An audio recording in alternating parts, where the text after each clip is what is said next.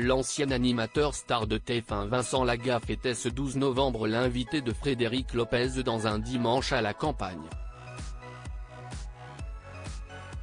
Il y a notamment évoqué la fin de son jeu culte, le bidil, en 2004. Invité avec François-Xavier de Maison et la chanteuse Aurélie Saada par Frédéric Lopez ce dimanche 12 novembre dans un dimanche à la campagne, l'animateur Vincent Lagaffe s'est livré à plusieurs reprises, avec force et émotion, sur sa vie et sa carrière. De son enfance difficile, il était frappé par son père adoptif à cause de ses mauvais résultats scolaires, au drame qui a changé sa vie, à ses nombreux succès sur TF1.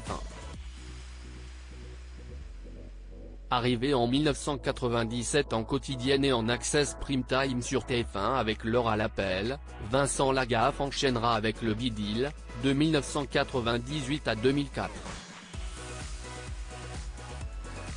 Vincent Lagaffe évoque la période extrême du bidil dans un dimanche à la campagne, si est terriblement violent quand ça s'arrête, un succès fou, avec des audiences records qui pètent la tête, témoigne l'animateur de 64 ans. Tu décolles.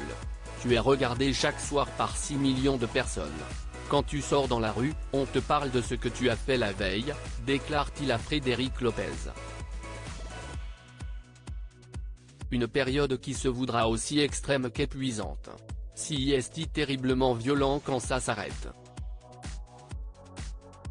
On a fait 1395 numéros du bidil. Plus le juste prix et l'heure à l'appel. On a dû faire 3500 émissions en tout. J'ai tout fait au bidil.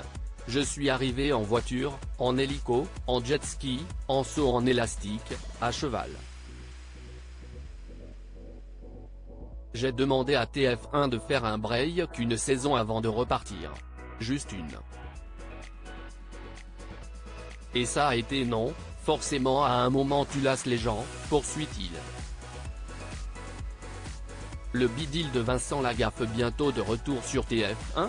Après l'arrêt du bidil en 2004, Vincent Lagaffe révèle que TF1 ne lui avait rien proposé.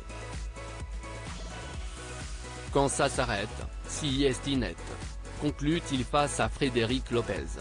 Mais alors que Star Academy, l'île de la tentation ou Secret Story font leur retour, pourrait-il en être de même pour le bidil ?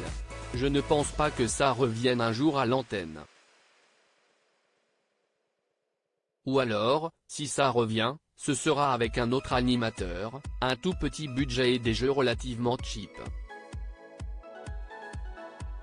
Vous savez, si c'est pour faire un sous-bidil, ça ne m'intéresse pas, nous avait-il récemment confié sur le sujet.